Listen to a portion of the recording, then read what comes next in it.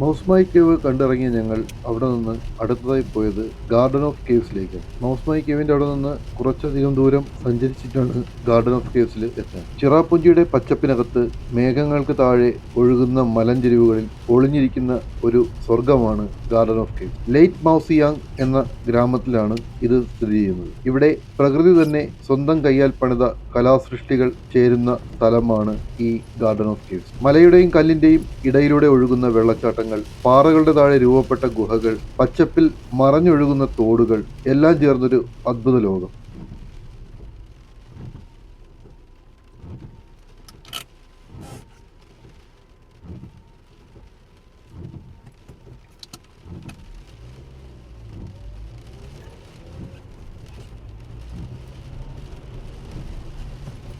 ഞങ്ങൾ ഇങ്ങോട്ട് വരുന്ന വഴിയിൽ നിറയെ നന്നായി മഴ പെയ്യുന്നുണ്ടായിരുന്നു. അതുകൊണ്ട് തന്നെ നല്ല മൂടൽമഞ്ഞും നമുക്ക് കാണാൻ സാധിച്ചു.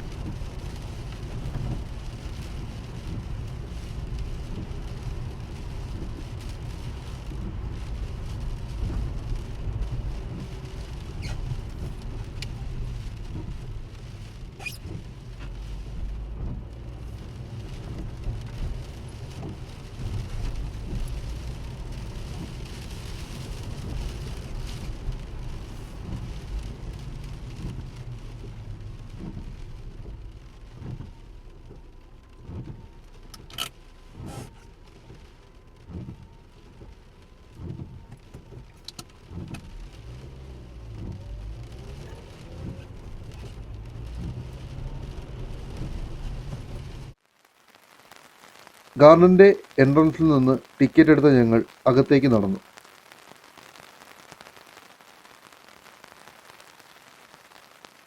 ഇതിന്റെ മെയിൻ എൻട്രൻസിന്റെ പുറത്ത് ഇതിനുള്ളിലുള്ള കാഴ്ചകളെ പറ്റി ഉള്ള ഒരു ഹ്രസ്വ വിവരണം അവർ രേഖപ്പെടുത്തി വെച്ചിട്ടുണ്ട്. ഈ ഗാർഡൻ മുഴുവനായിട്ട് 11 സ്ഥലങ്ങളായി ഡിവൈഡ് ചെയ്തിട്ടുണ്ട്. ഓരോ ഭാഗത്തിനും അതിൻ്റെതായ സൗന്ദര്യവും കഥകളുമുണ്ട്.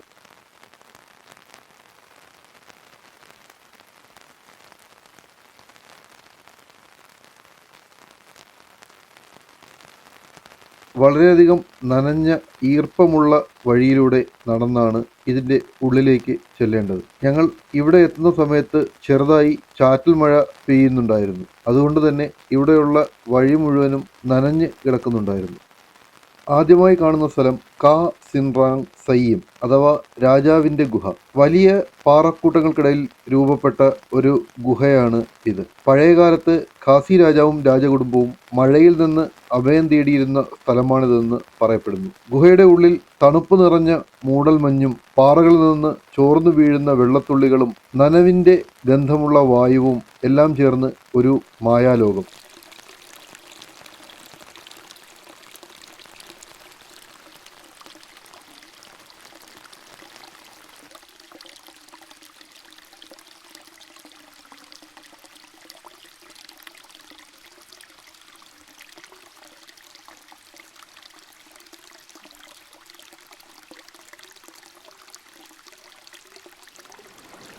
അവിടെ നിന്ന് കുറച്ചു ദൂരം മുന്നോട്ട് നടക്കുമ്പോൾ അടുത്ത സ്പോട്ടിലേക്ക് എത്തും. സും സയ്യിം ഫോൾസ്, രാജ്ഞിയുടെ വെള്ളച്ചാട്ടം എന്നറിയപ്പെടുന്ന ഒരു വെള്ളച്ചാട്ടത്തിന്റെ അടുത്തേക്ക് നമ്മളെത്തും. ഗുഹയ്ക്ക് പുറത്തിറങ്ങുമ്പോൾ പാറക്കെട്ടിലൂടെ ഒഴുകി വീഴുന്ന മനോഹരമായ വെള്ളച്ചാട്ടം. സുംസ്യം എന്ന അർത്ഥം രാജ്ഞിയുടെ വെള്ളച്ചാട്ടം എന്നതാണ്. വെള്ളം പാറകളിൽ പതിച്ച് വെള്ളച്ചുരുളുകൾ ചുറ്റും പടർത്തി ചുറ്റുമുള്ള പച്ചപ്പിന്റെ നിഴലിൽ കൂടി സൂര്യകിരണങ്ങൾ വെള്ളത്തിൽ വന്ന് പതിക്കുന്നത് നമുക്ക് കാണാൻ സാധിക്കും. അത് വളരെ മനോഹരമായ ഒരു ദൃശ്യമാണ്. വെള്ളച്ചാട്ടത്തിന്റെ ചുറ്റുമുള്ള ശബ്ദം തന്നെ ഒരു സംഗീതം പോലെയാണ്.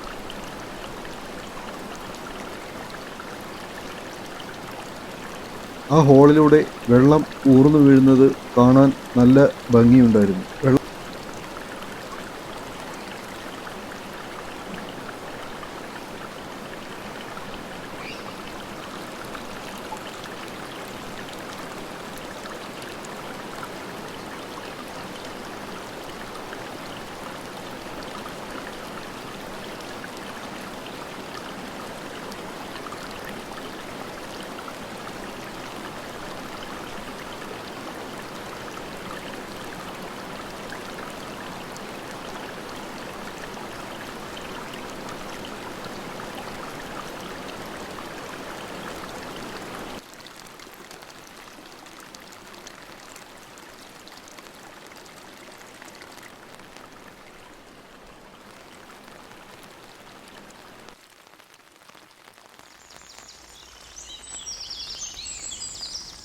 അവിടെ നിന്ന് മുന്നോട്ട് പോകുമ്പോൾ അടുത്തതായിട്ട് കാണുന്ന സ്പോട്ട് കിസ്റ്റി മോ, യോദ്ധാക്കളുടെ പാറകൾ എന്നറിയപ്പെടുന്ന സ്ഥലമാണ്. വലിയ കല്ലുകൾ യോദ്ധാക്കളുടെ ഷീൽഡുകളെ പോലെ രൂപപ്പെട്ടിരിക്കുന്നു. ഖാസി ജനങ്ങളുടെ വിശ്വാസപ്രകാരം ഇവയായിരുന്നു അവരുടെ യുദ്ധയോദ്ധാക്കളുടെ പ്രതീകങ്ങൾ. കാലത്തിന്റെ ഒഴുക്കിൽ പ്രകൃതി തന്നെ ഈ പാറകളെ ആ രൂപത്തിൽ വെട്ടിച്ചമച്ചിരിക്കുന്നു. അവിടെ നിന്നാൽ ചരിത്രം തന്നെ സംസാരിക്കുന്നത് പോലെ തോന്നും.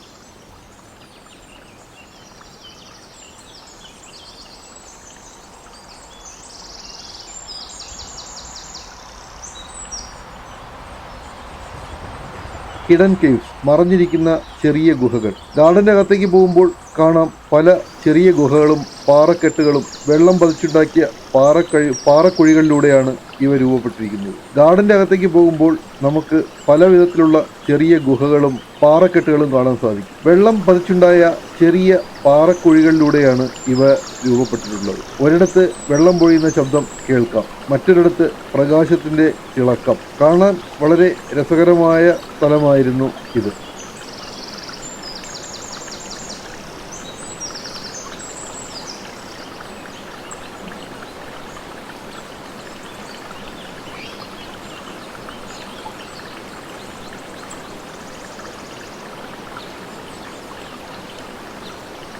ഈ ചെറിയ വെള്ളച്ചാട്ടത്തിന്റെ ഭാഗം കടന്ന് മുന്നേക്ക് പോകുമ്പോൾ ഒരു കേവിന്റെ എൻട്രൻസിലേക്ക് എത്തുന്നു. കാ ക്രേം ബഡങ് തിമൈ എന്ന് ഖാസി ഭാഷയിൽ എഴുതി വച്ചിരിക്കുന്ന ഈ ഗുഹ പുതുതായി രൂപം കൊണ്ട ഗുഹയാണ്. ഈ ഗുഹയുടെ പ്രത്യേകത അത് റീസെന്റ് രൂപം കൊണ്ട ഒരു ഗുഹയാണ്. 2019 ഈ ഗുഹ കണ്ടുപിടിക്കപ്പെടുന്നത്. വർഷങ്ങളായി പെയ്യുന്ന കനത്ത മഴയിലും ചുണ്ണാമ്പ് കല്ലുകളിൽ നിന്നുള്ള നനവിന്റെ പതനവും ചേർന്ന് താഴ്ചകളിലൂടെ ഒഴുകുന്ന വെള്ളം കല്ലുകൾ കൊത്തിക്കൊണ്ട് പുതിയ വഴികൾ സൃഷ്ടിച്ച് ഉണ്ടായ ഒരു ഗുഹയായി അറിയപ്പെടുന്നു. അങ്ങനെ ഭൂമിയുടെ അടിത്തട്ടിൽ തുടർച്ചയായി വളരുന്ന ഒരു ജീവിച്ചിരിക്കുന്ന ഗുഹ എന്ന നിലയിൽ ഇതിനെ കാണാം. ഗുഹയിലേക്ക് കടന്നാൽ ആദ്യമായി കേൾക്കുന്നത് വെള്ളം ഒഴുകിപ്പോകുന്ന ശബ്ദമാണ്. ഗുഹയുടെ ഭിത്തികളിൽ കാൽസ്യം കാർബണേറ്റ് നിക്ഷേപിച്ച് രൂപപ്പെട്ട വലിയ വലിയ രൂപങ്ങൾ ഈ ലൈറ്റ് വെട്ടത്തിൽ മിന്നുന്ന കണ്ണാടി പോലെ നമുക്ക് തിളങ്ങി കാണുന്നു. ഇതിൽ പലതും ഇപ്പോഴും വളർന്നുകൊണ്ടിരിക്കുകയാണ്. വെള്ളം തൂവുന്ന ഈർപ്പം നിറഞ്ഞ ഈ വായുവിൽ ഗുഹയുടെ ഭിത്തികളിലൂടെ നനവിന്റെ മണം പരക്കുന്നു. ചില ഭാഗങ്ങൾ വെള്ളം തുള്ളിത്തുള്ളിയായി വീണുകൊണ്ടിരിക്കുന്നു. ഗുഹയിലേക്കുള്ള പ്രവേശനം വളരെ ചുരുങ്ങിയതാണെങ്കിലും അകത്തേക്ക് കയറുമ്പോൾ വളരെ വിശാലമായിട്ട് കാണപ്പെടുന്നു. ഭിത്തികളിൽ ഒരുപാട് കൊത്തുപണികളെ പോലെ തോന്നിപ്പിക്കുന്ന രൂപങ്ങളും നമുക്ക് കാണാൻ സാധിക്കും. ഈ ഗുഹയുടെ ഈർപ്പമുള്ള അന്തരീക്ഷത്തിൽ ചെറിയ പുഴുക്കളും ചിലതരം വവ്വാലുകളും പിന്നെ പാറകളിൽ വളരുന്ന കുറച്ച് ആൽഗകളുമാണ് വളരുന്നത്. ഗുഹ പൂർണ്ണമായി പൊതുജനങ്ങൾക്ക് വേണ്ടി തുറന്നിട്ടില്ലെങ്കിലും പ്രാദേശിക ടൂറിസം വിഭാഗം അതിനെ ഭാവിയിൽ ഒരു പുതുമയാർന്ന ഗുഹാ സഞ്ചാര കേന്ദ്രമായി വികസിപ്പിക്കാനുള്ള ശ്രമത്തിലാണ്. കാൽസ്യം ലവണങ്ങൾ കൊണ്ട് അടിഞ്ഞുകൂടിയത് ആയതുകൊണ്ടാകാം ഈ ഗുഹയുടെ പല ഭാഗത്തു നിന്നും അതിന്റെ മേൽക്കൂരയും ഭിത്തിയും ഇടിഞ്ഞു വീഴുന്നത് പോലെ കാണപ്പെടുന്നു. പക്ഷെ അതിന് സപ്പോർട്ട് കൊടുത്തുകൊണ്ട് കല്ലുകൾ കൊണ്ട് ഇവർ ഭിത്തി ഉണ്ടാക്കി വെച്ചിട്ടുണ്ട്. ഇത് കണ്ടിറങ്ങുമ്പോൾ നമുക്ക് തോന്നുന്ന ഒരു കാര്യം, മനുഷ്യൻ നൂറ്റാണ്ടുകളായി കാണുന്ന പാറകൾ ഇന്നും വളർന്ന് പുതുതായി രൂപം കൊണ്ട് ഭൂമിയുടെ പരിണാമത്തിന് സാക്ഷ്യം വഹിക്കുന്ന ഒരു ജീവിച്ചിരിക്കുന്ന അത്ഭുതം പോലെ കാണപ്പെടുന്നു എന്നുള്ളതാണ്.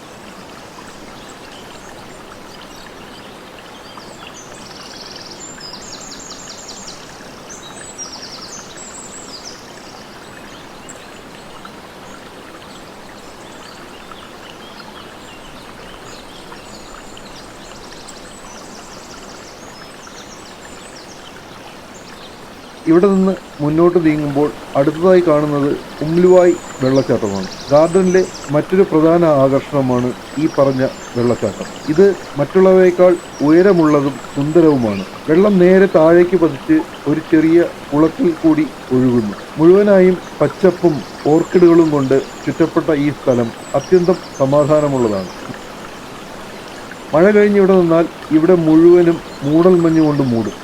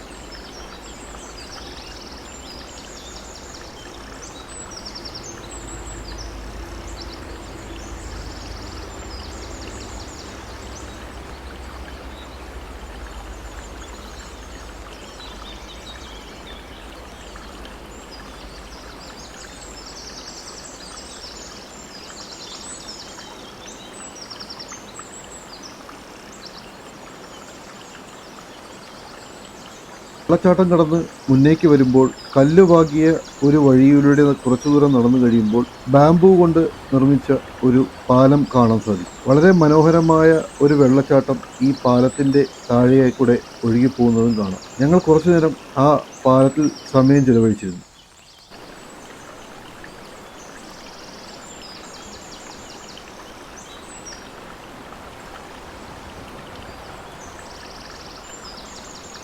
വെള്ളച്ചാട്ടത്തിന് ചുറ്റും നീളുന്ന കാൽപാതകളും ബാംബു പാലങ്ങളും യാത്രയെ കൂടുതൽ മനോഹരമാക്കും. നമ്മൾ നടന്നു വരുന്ന വഴിയിൽ തന്നെയായിരുന്നു ഈ കാണുന്ന ബാംബു കൊണ്ടുള്ള ഒരു പാലവും.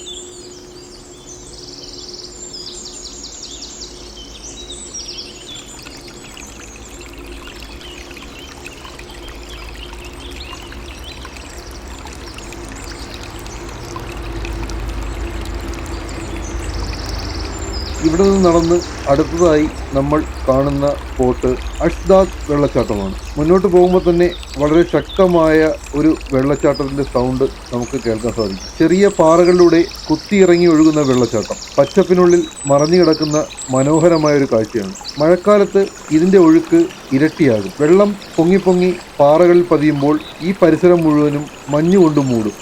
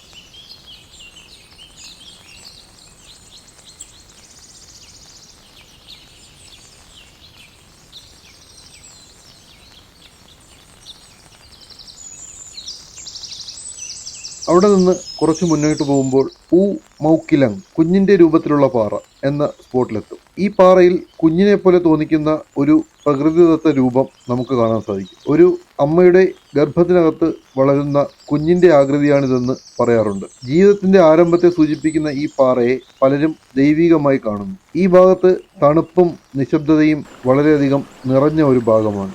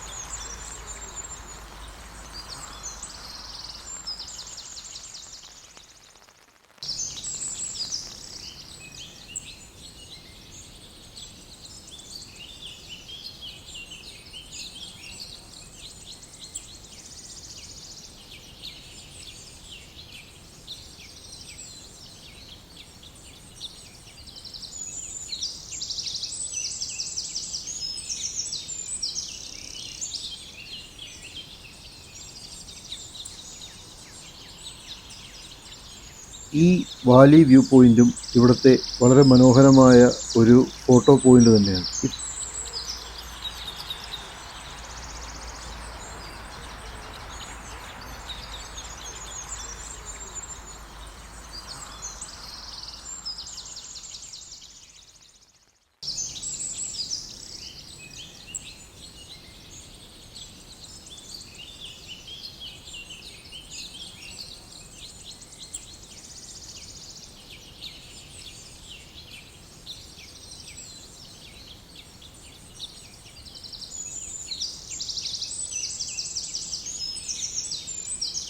ഇവിടെ കല്ലുകൾക്കിടയിലൂടെ ഒഴുകുന്ന ഒരു ചെറിയ തോടിന്മേൽ പണിത ബാംബു പാലമാണ് അടുത്തത്. പ്രകൃതിയോട് ഒത്തുചേരുന്ന ഈ പാലത്തിലൂടെ കടന്നു പോകുമ്പോൾ ഇരുവശത്തും വെള്ളച്ചാട്ടത്തിന്റെ ശബ്ദം, മുകളിൽ നിന്ന് വീഴുന്ന മൂടൽമഞ്ഞ് എല്ലാം ചേർന്ന് ഒരു സിനിമാറ്റിക് ആയിട്ടുള്ള അനുഭവം നമുക്ക് തരും. ഫോട്ടോഗ്രാഫിക്ക് ഏറ്റവും പ്രിയപ്പെട്ട ഒരു സ്പോട്ടാണ് ഈ ബാംബു ബ്രിഡ്ജ് പാലം. വളരെ മനോഹരമാണ് ബാംബു കൊണ്ടുള്ള ഈ പാലം. അടിയിൽ ഒരു തോടിന്റെ പൊക്കത്തിലൂടെയാണ് ഈ പാലം പണിതിരിക്കുന്നത്. ഇതിന്റെ ഹൈറ്റ് നമ്മളെ അതിശയപ്പെടുത്തുന്നതാണ്. നമ്മൾ ഈ കാണുന്ന മരത്തിനോളം ഹൈറ്റ് ഈ പാലങ്ങൾക്കുമുണ്ട്. ഞങ്ങൾ ഇവിടെ വരുന്ന സമയത്ത് ഈ പാലത്തില് സൈഡിലായി അവർ പുതിയൊരു പാലം പണിയുന്നുണ്ടായിരുന്നു. ആ ഭാഗം ക്രോസ് ചെയ്താണ് ഞങ്ങൾ പാലത്തിലേക്ക് കയറിയത്. ഇത്രയും ഹൈറ്റിൽ വളരെ മനോഹരമായിട്ടാണ് അവർ ഈ പാലങ്ങൾ നിർമ്മിച്ചിരിക്കുന്നത്. ഇതിൽ ഒരു പാലം അങ്ങോട്ട് പോകാനും പുതിയ പാലത്തിലൂടെ തിരിച്ചു വരാനും ഉള്ള സൗകര്യമാണ് ഉണ്ടാക്കിയിട്ടുള്ളത്. പാലത്തിന്റെ അടിയിലൂടെ ഒഴുകുന്ന തോട് ഈ ഭാഗത്ത് നിന്നാൽ വളരെ വ്യക്തമായി കാണാൻ സാധിക്കും.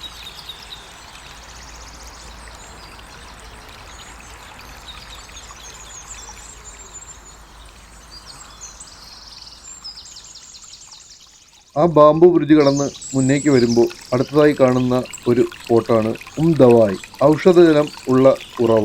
ഇവിടെ നിന്നാൽ പാറകളുടെ ഇടയിൽ നിന്ന് പൊട്ടിയൊഴുകുന്ന ഒരു ഉറവ നമുക്ക് കാണാൻ സാധിക്കും. അതാണ് ദവായ്. ഈ ഉറവയിലെ വെള്ളം ഔഷധ ഗുണമുള്ളതാണെന്ന് ഇവിടുത്തെ നാട്ടുകാർ വിശ്വസിക്കുന്നു. കണ്ണ്, ത്വക്ക് സംബന്ധമായ രോഗങ്ങൾക്കും ഈ വെള്ളം നല്ലതാണെന്ന് അവർ പറയുന്നു.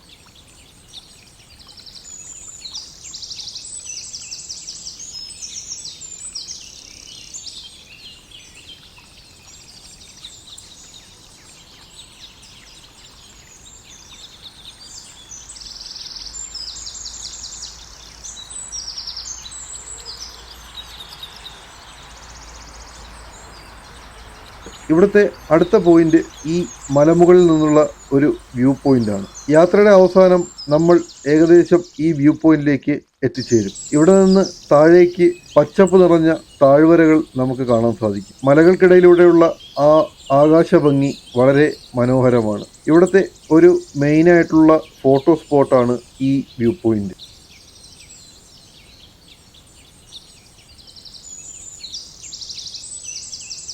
അടുത്തതായി കാണുന്ന സ്പോട്ട് മൗഡോ നട്ട് ഹാർട്ട് ഷേപ്ഡ് റോക്ക്. ഇത് ഗാർഡനിലെ ഏറ്റവും പ്രിയപ്പെട്ട സ്ഥലങ്ങളിലൊന്നാണ്. പ്രകൃതിയുടെ അത്ഭുതമാണ് ഈ പാറയിൽ രൂപപ്പെട്ട മനോഹരമായ ഹാർട്ട് ഷേപ്പ്. അത് നിറഞ്ഞു നിൽക്കുന്നത് മഴവെള്ളം കൊണ്ടാണ്. അത്യന്തം മനോഹരമായ ഒരു ദൃശ്യം സൃഷ്ടിക്കപ്പെടുന്നു. പ്രണയത്തിന്റെ പ്രതീകമായി ഈ സ്ഥലം വിനോദസഞ്ചാരികൾ ഏറെ ഇഷ്ടപ്പെടുന്നു.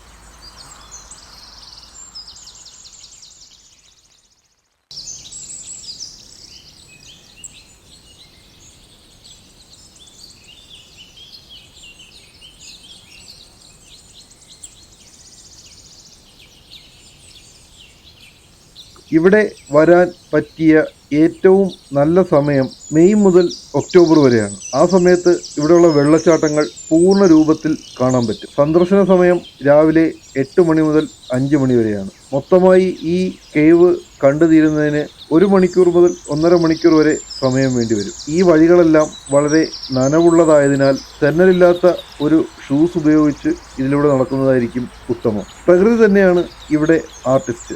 ഓരോ പാറയും ഓരോ വെള്ളച്ചാട്ടവും ഓരോ ഗുഹയും എല്ലാം ചേർന്ന് ഒരു കവിതയാകുന്നു. ചിറാപുഞ്ചിയുടെ മഴപ്പാറകളിൽ ജനിച്ച ഈ ഗാർഡൻ ഓഫ് കേവ്സ് കാണുമ്പോൾ പ്രകൃതിയുടെ അത്ഭുതങ്ങൾ എത്ര അനന്തമാണെന്ന് മനസ്സിലാക്കും.